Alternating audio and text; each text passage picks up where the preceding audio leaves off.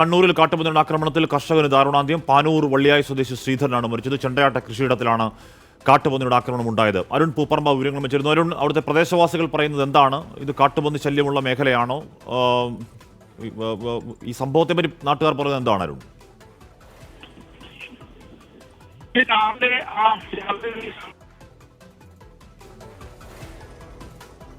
കണ്ണൂരിലാണ് കാട്ടുപന്നിയുടെ ആക്രമണത്തിൽ കർഷകന് ദാരുണാന്ത്യം. പാനൂർ വള്ളിയായി സ്വദേശി ശ്രീധരനാണ് മരിച്ചത്.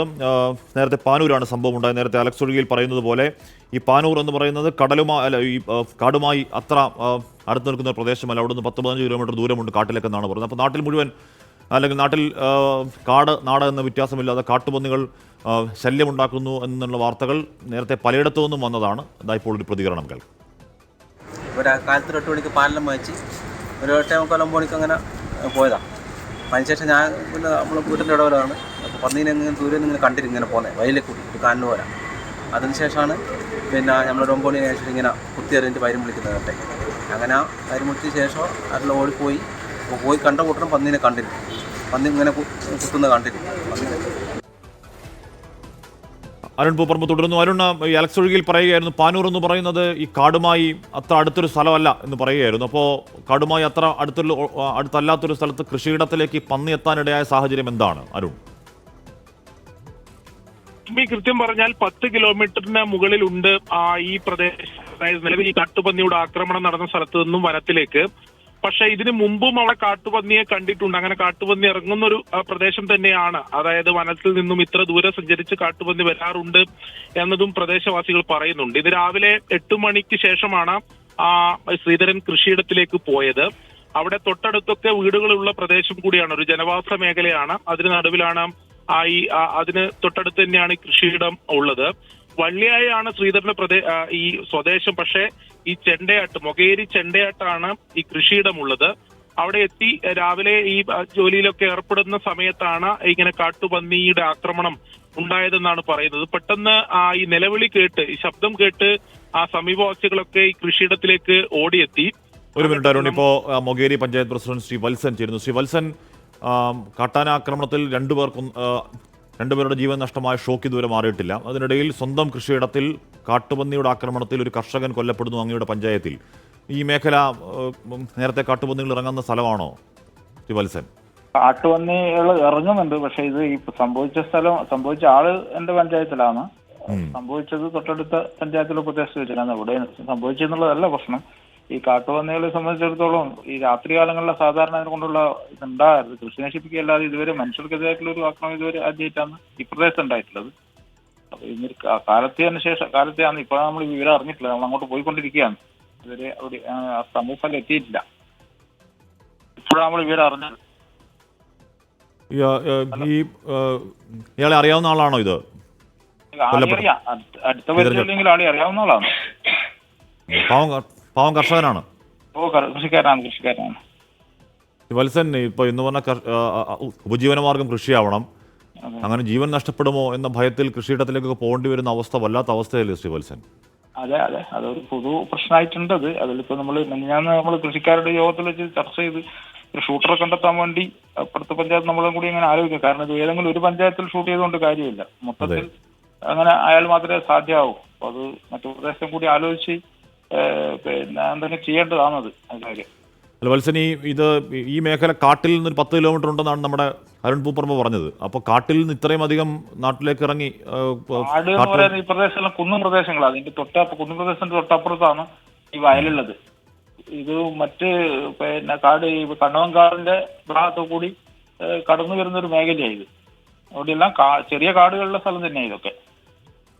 എന്ന് പറഞ്ഞാൽ ഇതിനെ നാട്ടുകാർക്ക് എങ്ങനെയും വെടിവെച്ച് കൊല്ലാം എന്നൊരു അനുവാദം കൊടുക്കുകയാണ് ശാശ്വതമായ പരിഹാരം ശ്രീ വത്സൻ, അല്ലേ?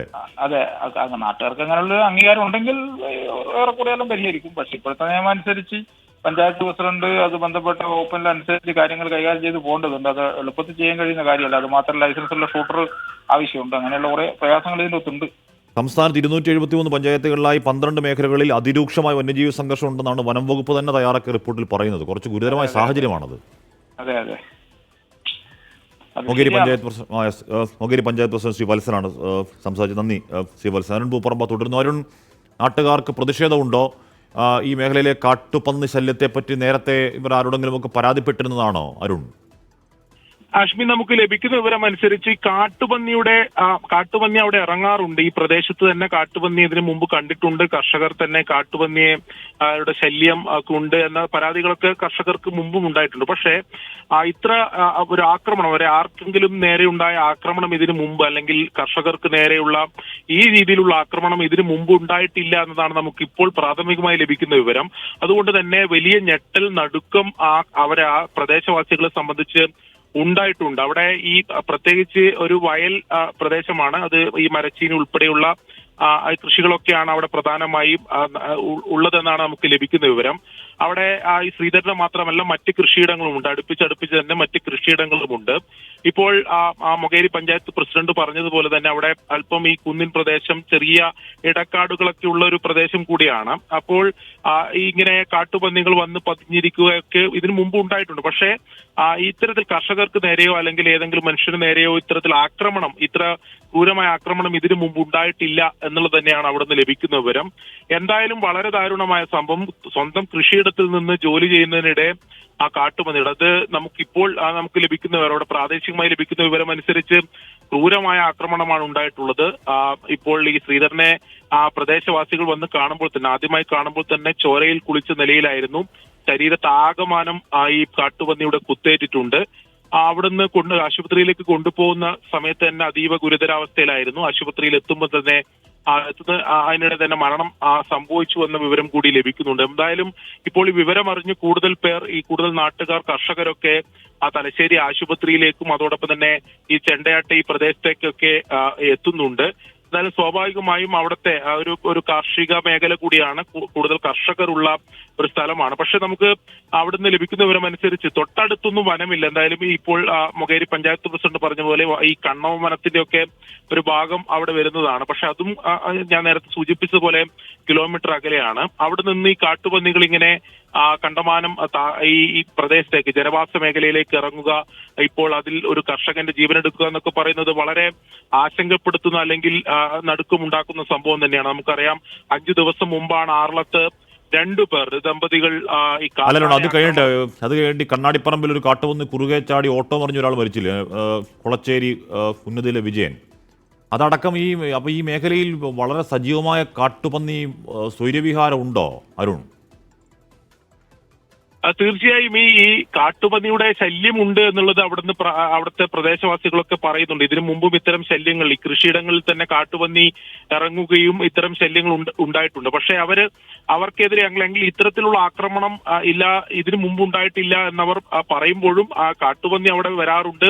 കൂട്ടത്തോടെ തന്നെ കാട്ടുപന്നികളുടെ ശല്യം ആ പ്രദേശത്ത് ഉണ്ടാകാറുണ്ട്. പ്രത്യേകിച്ച് മൊകേരി, ചെണ്ടയാട്ട ഈ കൃഷിയിടങ്ങൾ ചേർന്ന ഈ മേഖലയിലൊക്കെ ഉണ്ടാകാറുണ്ട് എന്നവർ പറയുന്നുണ്ട്. സ്വാഭാവികമായും അവരെ സംബന്ധിച്ച് ഈ സംഭവം വളരെ ഞെട്ടലുണ്ടാക്കുന്നതാണ്. ഒരു കർഷകന്റെ ജീവനെടുക്കുന്ന ഒരു സംഭവത്തിലേക്കാണ് ഇപ്പോൾ പോയിട്ടുള്ളത്. അതും ഒരു വയോധികനാണ്. 70 വയസ്സ് പ്രായമുള്ള ഒരാൾക്കാണ് ഇത്ര വളരെ നിഷ്ഠൂരമായ ഒരു അത്തരം ദാരുണമായ ഒരു സംഭവമാണ് ഉണ്ടായിട്ടുള്ളത്. ശരീരമാകം കുത്തേറ്റിട്ടുണ്ട്, അങ്ങനെ മുറിവേറ്റിട്ടുണ്ട് എന്ന വിവരമാണ് നമുക്ക് ആശുപത്രിയിൽ നിന്നും ലഭിക്കുന്നത്. എന്തായാലും സ്വാഭാവികമായും കർഷകരുടെ ഭാഗത്ത് അല്ലെങ്കിൽ നാട്ടുകാരുടെ ഭാഗത്ത് പ്രതിഷേധം ഉണ്ടാവാനുള്ള സാധ്യതയുണ്ട്. അവർക്ക് സ്വൈര്യ ജീവിതം നയിക്കാൻ അല്ലെങ്കിൽ സ്വന്തം കൃഷിയിടത്തിൽ പോയി നയിച്ച് ജീവിക്കാൻ പറ്റാത്തൊരു സാഹചര്യം നമ്മുടെ നാട്ടിൽ ഉണ്ടാവുന്നുണ്ടെങ്കിൽ അതിന് പരിഹാരം കാണേണ്ടത് നമ്മുടെ ഭരണ സംവിധാനങ്ങൾ തന്നെയാണ്. ഇത് എവിടെയെങ്കിലും ഒരു പ്രാദേശികമായി ഒതുങ്ങുന്ന വിഷയമല്ല. എല്ലായിടങ്ങളിലും, പ്രത്യേകിച്ച് കണ്ണൂരിൽ തന്നെ ഇപ്പോൾ സൂചിപ്പിച്ച പോലെ സമീപകാലത്തുണ്ടായിട്ടുള്ള സംഭവങ്ങളെല്ലാം നമുക്കറിയാം. ഇപ്പോൾ ആറളത്ത് ഒരു വനമേഖലയിലാണെന്നെങ്കിലും ഒരു കാരണം ഇപ്പോൾ ഭരണ സംവിധാനങ്ങൾക്ക് പറയാൻ സാധിക്കുമെങ്കിൽ ഇപ്പോൾ ഈ ചെണ്ടയാട്ട് സംഭവിച്ചത് അങ്ങനെ ഒരു വനമേഖലയായിട്ടൊന്നും നമുക്ക് പരിഗണിക്കാനോ കരുതാനോ കഴിയാത്തൊരു മേഖലയാണ്. അതൊരു ഇപ്പോൾ സൂചിപ്പിച്ച പോലെ തന്നെ കൃഷിയിടങ്ങളെല്ലാം ഉള്ള ഒരു സജീവമായ ജനവാസ മേഖലയാണ്. അവിടെയാണ് കാട്ടുപന്നിയുടെ കുത്തേറ്റ് ഈ ഒരു വയോധികന്റെ മരണം സംഭവിച്ചിട്ടുള്ളത്. എന്തായാലും അത് വളരെ ഞെട്ടലുണ്ടാക്കുന്ന, അല്ലെങ്കിൽ കൂടുതൽ ഇത്തരം സംഭവങ്ങളിൽ നടപടികളും ജാഗ്രതയും പാലിക്കേണ്ട, അതിനെ വിരൽ ചൂണ്ടുന്ന ഒരു സംഭവമായി കണ്ണൂർ ചെണ്ടയാട്ട് ഈ സംഭവം മാറുകയാണ്. എന്തായാലും ഇപ്പോൾ ശ്രീധരന്റെ മൃതദേഹം തലശ്ശേരി ഇന്ദിരാഗാന്ധി ആശുപത്രിയിലാണ് സൂക്ഷിച്ചിട്ടുള്ളത്. അവിടത്തേക്ക് കൂടുതൽ നാട്ടുകാരും അതോടൊപ്പം തന്നെ കർഷകരൊക്കെ മറ്റ് പ്രാദേശിക ജനപ്രതിനിധികളൊക്കെ എത്തുന്നുണ്ട്. അതിനുമായി ബന്ധപ്പെട്ട കൂടുതൽ വിവരങ്ങൾ കൂടി അല്പസമയത്തിനകം നമുക്ക് ലഭ്യമാകും. അരുൺ, ഈ സംഭവം ഉണ്ടാകുന്നത് എപ്പോഴാണ്? ശ്രീധരൻ സാധാരണ ഈ കൃഷിയിടത്തിലേക്ക് പോകുന്നത് എപ്പോഴാണ്? ഇത് നാട്ടുകാർ കാണുമ്പോൾ തന്നെ എന്താണ്, കാട്ടുപന്നി ആക്രമണത്തിൽ ആ സ്ഥലത്ത് തന്നെ ശ്രീധരൻ മരിച്ചിരുന്നോ അരുൺ?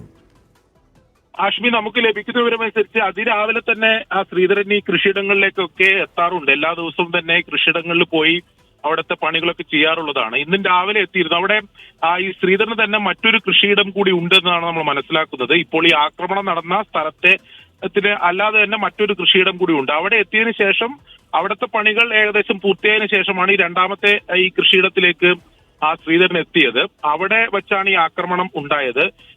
ഇങ്ങനെ വലിയ ശബ്ദം, നിലവിളിയാണ് ആദ്യം ഈ സമീപവാസികളൊക്കെ കേട്ടത്. നിലവിളി കേട്ട് പെട്ടെന്ന് ഈ പ്രദേശവാസികളൊക്കെ അങ്ങോട്ട് ഓടിയെത്തുകയായിരുന്നു. അപ്പോൾ തന്നെ അതായത് ഈ ചോരയിൽ കുളിച്ച് ബോധംകെട്ട നിലയിലായിരുന്നു ശ്രീധരൻ ഉണ്ടായിരുന്നത്. പെട്ടെന്ന് ആശുപത്രിയിലേക്കൊക്കെ കൊണ്ടുപോകാനുള്ള ശ്രമങ്ങൾ നടത്തി ആശുപത്രിയിൽ എത്തുമ്പോഴേക്കും ഈ മരണം സംഭവിക്കുകയായിരുന്നു എന്നതാണ്. സാധാരണ കർഷകനാണ് ഈ കൃഷിപ്പണിയിലൂടെ മാത്രം വരുമാനം ഉണ്ടാക്കുന്ന ആളാണ്, അല്ലെങ്കിൽ വരുമാനം നേടി കുടുംബം മുന്നോട്ട് കൊണ്ടുപോകുന്ന ഒരാളാണ് ശ്രീധരൻ. സ്വാഭാവികമായും അത്തരം ഒരു വയോധികനാണ് ദാരുണമായ ഒരു മരണം സംഭവിച്ചിട്ടുള്ളത് എന്നുള്ളതും അരുൺ പൂപ്പറമ്പ് വിവരങ്ങൾ നൽകുകയാണ്. കണ്ണൂരിലാണ് കാട്ടുപന്നി ആക്രമണത്തിൽ ഒരു കർഷകൻ കൊല്ലപ്പെട്ടത്. കണ്ണൂർ മൊകേരിയിലെ ശ്രീധരൻ വയോധികനാണ്, 75 വയസ്സുകാരനാണ്. കൃഷിയാണ് ഉപജീവനമാർഗം.